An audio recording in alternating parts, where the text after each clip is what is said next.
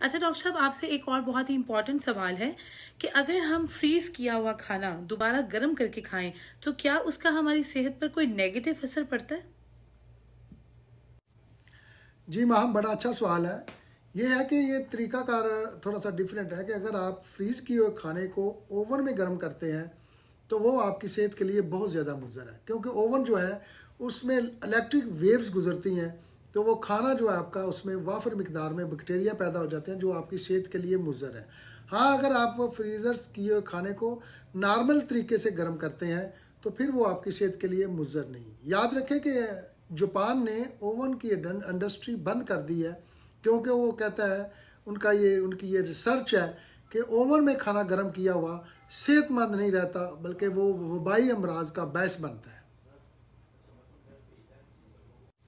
Thank you so much doctor साहब for this information. I hope कि हमारे देखने वालों के लिए एक बहुत ही ज़बरदस्त किस्म की इन्फॉर्मेशन है जो बहुत सारे लोगों को नहीं पता होता। और देखा जाता है कि ये अक्सर ऐसा ही होता है कि हम फ्रीज किए हुए खाने जो है उनको ओवन में गर्म करते हैं और यूज़ करते हैं उसको।